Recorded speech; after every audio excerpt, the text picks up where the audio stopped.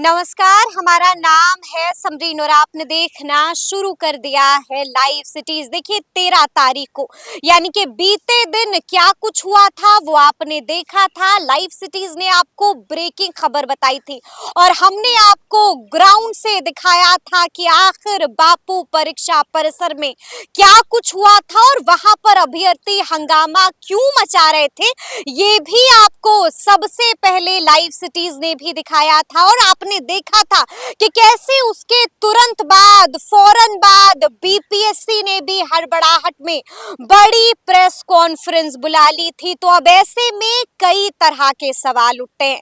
तो आज एक बार फिर से हम इसी मुद्दे पर खरी खरी बातचीत करेंगे सीनियर जर्नलिस्ट रवि उपाध्याय जी से। सबसे पहले बहुत शुक्रिया बातचीत के लिए। जी रवि जी, सबसे पहले तो हम आपसे जानना चाहेंगे, बीते दिन वाली तस्वीरें आपने भी देखी होंगी, आपने देखा कि क्या कुछ हुआ था बापू परीक्षा परिसर के बाहर। सबसे पहले इस पर आपकी प्रतिक्रिया क्या है, आप इसको कैसे डिकोड कीजिए? देखिए, जो अभ्यर्थी थे वह अभ्यर्थी अपनी मांग जिलाधिकारी चंद्रशेखर जो हैं उनके सामने रख रहे थे और उसी में देखिए, आप एक बात तो समरीन समझना पड़ेगा कि आप बिहार लोक सेवा आयोग के अभ्यर्थी हैं, जो कि कहीं न कहीं भारतीय प्रशासनिक सेवा के बाद कहा जाए तो नंबर 2 पर आता है किसी स्टेट के लिए, राज्य के लिए। तो ऐसे में आप अभ्यर्थी हैं और आप जो शालीनता पूर्वक व्यवहार नहीं कर रहे हैं, वह भी वैसे अधिकारी के सामने जिसके अंडर में आपको कल को काम करना होगा, अगर यदि आपकी नियुक्ति हो जाती है तो इस लिहाज से आप पटना डीएम के सामने जिस तरीके से अभ्यर्थी जो अपनी बात को रखने का जो सलीका था, तरीका था, वह कहीं कोई भी सभ्य समाज में उसको अप्रिशिएट नहीं करेगा। तो ये नंबर 1। तो उसी में दरमियान देखिए, डीएम चंद्रशेखर ने क्या किया, उनको एक स्लैप की बात हुई, एक थप्पड़ मारने की बात हुई। तो ये निश्चित रूप से यह बात भी हुई कि डीएम को भी हाथ नहीं छोड़ना था। वह अगर यदि आपको था तो आप उसको कॉर्डन करा लेते, उसको डिटेन करा लेते, लेकिन ये कहीं ना कहीं यहाँ पर लोचा हुआ है, नंबर 1।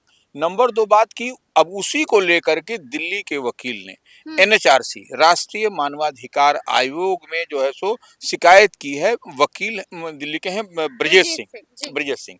तो यह अब देखिए, वह मामला अब तूल पकड़ता जा रहा है। अब एनएचआरसी में क्या होगा, राष्ट्रीय मानवाधिकार इस मामले को कितनी गंभीरता से लेता है, क्या होता है कल को। यानी कि आप यही कह रहे हैं कि थप्पड़ मारकर बुरी तरह से फंस चुके हैं पटना डीएम चंद्रशेखर। देखिए, वो तो एनएचआरसी अब क्या उस पर संज्ञान लेता है, क्या उस नेशनल ह्यूमन राइट कमीशन, बिल्कुल राष्ट्रीय मानवाधिकार आयोग जिसको बोलते हैं, वह क्या इस पर रिएक्शन उसका होता है, यह देखने वाली बात होगी। लेकिन हाँ, यह कहीं ना कहीं यह अभ्यर्थियों की ओर से भी अच्छा नहीं हुआ और पटना जिला प्रशासन के वरिष्ठ अधिकारी की ओर से भी अच्छा नहीं हुआ। लेकिन रवि जी, यहाँ पर थोड़ा सा हमें समझना होगा कि कोई तो बात होगी कि इस तरह से बेसब्री के साथ वहां पर अभ्यर्थी पहुंचे थे। आपने देखा कि कोई ना कोई बात तो होगी कि अभ्यर्थियों ने अपना पेशेंस लूज कर दिया और वहां पर इस कदर बवाल काटा गया। देखिए, अभ्यर्थी को पेशेंस लूज करने की आवश्यकता नहीं, वहां पर दंडाधिकारी तैनात है। पेपर नहीं मिला था, परीक्षा देने के लिए आए थे। नहीं, वही कह रहे हैं। तो वो परीक्षा में थोड़ा सा, अगर यदि देखिए उसके 1-2 पहलू है तो थोड़ा सा इसको समझना पड़ेगा। अगर परीक्षा में विलंब हुआ तो सीसीटीवी फुटेज है, वहां पर दंडाधिकारी मजिस्ट्रेट हैं, वहां पर सेंटर सुपरिटेंडेंट हैं, 2 ब्लॉक में एग्जाम की बात आ रही है, ए ब्लॉक बी ब्लॉक, और वहां पर तो वैसे में अगर विलंब है तो वो आपको एक्स्ट्रा समय मिलेगा ही मिलेगा। उसमें कहाँ दिक्कत है, ये तो नॉर्म्स है, यह नियम है, कायदा और कानून है किसी भी एग्जाम का। अगर क्वेश्चन पेपर आपको लेट से मिलेगा तो उतना अवधि जो है सो आपको दिया जाता है। यह किसी भी, अब तक हम लोग भी एग्जाम देते आए, हम लोग को भी पेपर कई दफा लेट मिलता है, तो हम लोग उसके लिए थोड़ी उद्दंडता करते हुए या हंगामा करते हुए तोड़फोड़ कर देंगे, ऐसा तो नहीं होता। वहां पर हम लोग भी पहुंचे थे, लाइव सिटीज भी वहां पर मौजूद था और हमने बातचीत की है अभ्यर्थियों से। कई ऐसे अभ्यर्थी हैं रवि जी जिन्होंने परीक्षा नहीं दी है, कई ऐसे अभ्यर्थी हैं जो साफ साफ बड़ा आरोप लगा रहे हैं और साफ साफ कह रहे हैं कि सील टूटा हुआ था, साफ साफ कह रहे हैं कि पेपर लीक हो चुका है, साफ साफ कह रहे हैं कि अंदर में कोई झोल हो रहा है, साफ साफ कह रहे हैं कि मिसमैनेजमेंट हुआ है। छोटी तादाद नहीं है वैसे अभ्यर्थियों की। देखिए, हम एक बात समझ लीजिए कि सब जगह सीसीटीवी फुटेज है, वीडियोग्राफी हो रही थी, सीसीटीवी फुटेज था, कहीं पर भी झोल झाल गड़बड़ी की शिकायत नहीं है। और पटना डीएम ने स्पष्ट कर दिया है कि कैसे वहां पर किस किस सेट में कैसे कैसे क्वेश्चन आ रहा था और क्या था, कहीं कोई गड़बड़ी नहीं है। आप कहिएगा तो हम, और देखिए आपका उसी दिन की रिपोर्ट है, 13 तारीख की ही रिपोर्ट है, कुम्हरार के बापू परीक्षा परिसर में क्या हुआ, वो किस तरीके से उदंडता किया गया।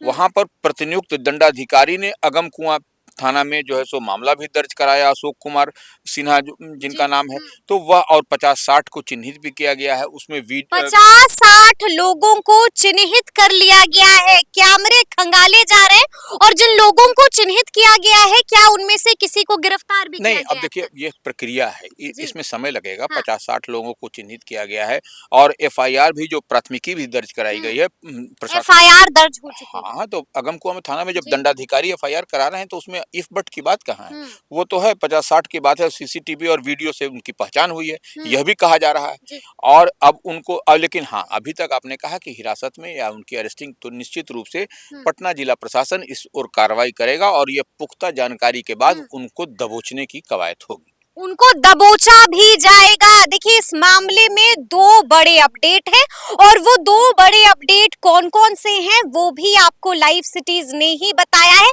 आपको क्या लगता है रवि जी, अब आगे क्या कुछ हो सकता है? क्योंकि आपने देखा कि थप्पड़ मारना पटना डीएम को भी महंगा पड़ गया है और हंगामा करना अभ्यर्थियों को भी महंगा पड़ा है। देखिए निश्चित रूप से वो, देखिए जिला प्रशासन को इतने, आपको 4,75,000 के आसपास अभ्यर्थियों को संभालना था, पूरे बिहार में हो रहा था, पटना में भी लगभग हमको लगता है 50,000 से कम नहीं अभ्यर्थी होंगे। तो ऐसे में डीएम के को कितनी बड़ी जिम्मेवारी थी, यह बात भी समझना पड़ेगा।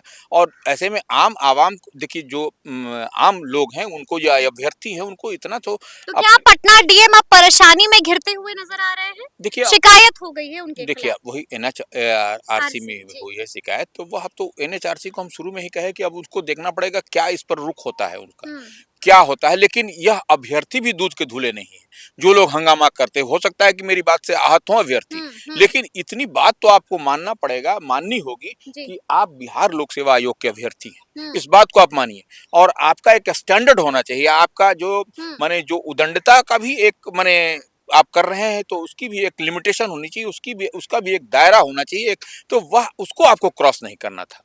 इतनी बात तो तय है। आप जो है सो बापू जो परीक्षा परिसर है उसमें आप हंगामा कर रहे हैं, कहीं आप कुछ और कर रहे हैं, डीएम के साथ उलझ जा रहे हैं, तो यह तो कम से कम इतना तो एहतियात बरतना होगा आपको, और आपको समझना होगा कल को आप भी अधिकारी होंगे, कल को आपके पास करके जाइएगा, आपको भी बड़ी जिम्मेदारी मिलेगी। तो फिर आप तो यहीं से अभी से ही ये करिएगा तो फिर आपका क्या आगे रुख और रवैया होगा, यह समझा जा सकता है। चलिए, देखिए आपने ये भी देखा था कि बीते दिन बीपीएससी ने भी हड़बड़ाहट में बड़ी प्रेस कॉन्फ्रेंस बुला ली थी। क्या कुछ कह रहा था? देखिए बीपीएससी ने कहीं झोल-झाल की बात नहीं मानी है, और निश्चित रूप से कहीं कोई बात अगर यदि होगी तो वह, अगर यदि इस तरीके की बात है तो आयोग, बिहार लोक सेवा आयोग जो है सो इसके लिए तैयार है, कुछ भी कर सकता है। लेकिन एक बात तो, और यह वह कौन लोग थे जो कि आयोग के सामने क्वेश्चन पेपर, प्रश्न पत्र को लहरा रहे थे, यह बात भी समझने पड़ेगा। वह उन्हीं अभ्यर्थियों में से एक थे। जल्द बीपीएससी ने कहा है कि हम रिपोर्ट जारी करेंगे, वही हम कह रहे हैं। तो वह जो है सो निश्चित रूप से वैसे अभ्यर्थी जो आए थे, जो पुस्तिका आयोग के गेट के सामने लहरा रहे थे, यह शालीनता है कि यह उदंडता है, यह बताइए। यह तो हम आप लोग से ही पूछ रहे हैं। अगर यदि था तो आपको वहां पर, अगर जिस क्वेश्चन पेपर जहां से आपको मिला, उस कंसर्न सेंटर के दंडाधिकारी को, सेंटर सुपरिटेंडेंट को आपको बताना था, न कि आयोग उतना किलोमीटर तय करके आप आयोग के गेट के बाहर आकर के उसको लहराते। और ये तो, यह सब तो कहीं से भी इसको सभ्य समाज में या कहीं पर भी आप जो है सो जिस परीक्षा देने जा रहे हैं उस परीक्षा को स्वीकार नहीं किया नहीं स्वीकार कर सकते। लेकिन ये भी रवि जी स्वीकार नहीं किया जाएगा कि इस तरह से बीपीएससी की 70वीं एग्जाम में जिस तरह से मिसमैनेजमेंट हुआ है, आप भी स्वीकार कीजिएगा कि ये जो पूरा कमोशन, पूरा कंफ्यूजन हुआ है, उसके पीछे ये भी एक बड़ा कारण है। देखिए थोड़ी बहुत तो हो सकती है कि मैं पटना डीएम ने भी स्वीकारा है। हाँ, पटना डीएम ने कहा है कि टीए कि ये जो है सो जितने जो लोग थे उसको कैसे-कैसे करके 2 ब्लॉक एक हॉल में हाँ, बिल्कुल। हाँ, एक बापू सभागार में 22 जी। कमरे थे, हाँ। 6,600 ए ब्लॉक, बी ब्लॉक करके है और वहाँ एक हॉल में 288 प्रश्न पत्र आने हाँ, हाँ, चाहिए थे। आने चाहिए थे, तो वह जी। निश्चित रूप से थोड़ी-सी वहाँ पर लेकिन गड़बड़ आए सिर्फ 192। हाँ, 192 और जी। देखिए बॉक्स में उसको बंद करके आना था। हुँ, तो हुँ, ये हुँ। बात तो कही जा रही है लेकिन कहीं से लीक होने की बात नहीं है, वायरल होने की बात हुँ, नहीं है। हुँ। कहीं पर ये इतनी बात तो तय है। बीपीएससी चेयरमैन ने साफ-साफ कह दिया है, चैलेंज कर दिया है कि अगर आपके पास सबूत हैं तो दिखा दीजिए बीपीएससी को। एग्जैक्टली वही बात हम भी जी। कह रहे हैं कि वह अगर यदि है हाँ। तो किसी भी अभ्यर्थी के पास किसी भी उसके पास में है हुँ। तो वह उसको दिखाए या किसी मीडिया कर्मी के पास है तो वह दिखाए। दिखा दे। तो यह तो बात होनी चाहिए। देखिए हुँ। हर बात को सिर्फ खाली कह देना लोकतंत्र है इसलिए हुँ। आप कुछ भी कह दीजिए यह नहीं होना चाहिए। उसके पीछे फैक्ट्स भी होना चाहिए कि फैक्ट सच्चाई होना भी होना चाहिए, चाहिए। बिल्कुल सिर्फ ठीक। आरोप लगाने से नहीं होगा कि जिला हुँ। प्रशासन और बिहार लोक सेवा आयोग के बारे में आप इस तरीके से बात हुँ। कर दीजिए। तो यह और अभ्यर्थियों को हम बार बार आग्रह करेंगे कि हुँ। आप जो है सो बिहार लोक सेवा आयोग के अभ्यर्थी हैं, इस बिल बात को समझना चाहिए हुँ। और आप में वह शालीनता होनी चाहिए कि हुँ। आप क्या कह रहे हैं क्योंकि समाज में यह मैसेज जाता है और आप ही अगर रॉन्ग मैसेज दीजिएगा तो फिर आपका समाज कैसे बनेगा, बिहार की हुँ, कितनी हुँ। बदनामी होगी यह भी समझा जा सकता चलिए है। एक आखिरी सवाल है रवि जी मेरा आपसे, जिस तरह से मैंने आपको शुरू में ही बताया था कि कई ऐसे अभ्यर्थी हैं जो बीते दिन परीक्षा देने के मकसद से आए थे, परीक्षा देने के लिए गए थे, हॉल के अंदर बैठे भी थे लेकिन उन्हें प्रश्न पत्र नहीं मिला है। ऐसे अभ्यर्थियों की संख्या भी बहुत ज्यादा है, अब उनका क्या होगा? अब देखिए एक बात तो समझ लीजिए, जी। आपको जैसे 11 बजे तक अंदर प्रवेश कर लेना था, पहुंच गए थे। वही कह रहे हैं तो जी। वो अब वहाँ 11 बजे के बाद पहुंच रहे हैं तो उनको गेट पे रोका जाएगा तो नहीं, ये जो भी समय पर पहुंच गए थे लेकिन उसके बावजूद उन्हें परीक्षा नहीं, वैसे पेपर ही नहीं मिला, परीक्षा ही नहीं दे तो पाए। वैसे लोगों को आयोग के समक्ष जाना चाहिए, वहाँ के दंडाधिकारी, वहाँ के सेंटर हुँ, सुपरिटेंडेंट हुँ, से बात करनी चाहिए थी और लिखित लेना चाहिए था। यही देखिए प्रोसेस है। अगर वो हुँ, आप 2 लाइन को लिखने तो आता ही होगा। हुँ, वो सेंटर सुपरिटेंडेंट को लिखते, उससे एक कॉपी रिसीव कराते, एक कॉपी अपने पास रखते, एक कॉपी हुँ। देते। तो यह एक प्रक्रिया होती है। किसी काम करने के लिए कोई प्रक्रिया क्या बीपीएससी उनकी दोबारा परीक्षा लेगा? देखिए बीपीएससी को अगर लगेगा कि जेन्युइन है, सही है, जी। आपके हमारे कहने से नहीं होगा। अगर यदि हुँ, बीपीएससी को लगेगा कि नहीं जेन्युइन है, सही में इनको अगर यदि समय से पहले पहुंचे थे, बावजूद इनके क्वेश्चन पेपर ये सब नहीं हुँ, दिया गया, हुँ, जानबूझ करके किसी का इन्वॉल्वमेंट है, तो वह निश्चित रूप से वह नपेगा। हुँ। उसमें कहीं कोई दिक्कत नहीं है। निश्चित तौर से नपेगा, तो अब देखना होगा कि आगे आगे क्या कुछ होता है और देखना होगा कि जिस रिपोर्ट की बात लगातार बीपीएससी चेयरमैन कर रहे हैं, आखिर उस रिपोर्ट में क्या कुछ आता है और वो रिपोर्ट कौन से बड़े बड़े राज खोलती है। तो फिर ये पूरी बातचीत आपको कैसी लगी है, कमेंट करके हमें जरूर बताइएगा। तो ऐसे तमाम अपडेट्स के लिए बिल्कुल ऐसे ही हमारे साथ बने रहिएगा और देखते रहिएगा लाइव सिटीज। बहुत शुक्रिया।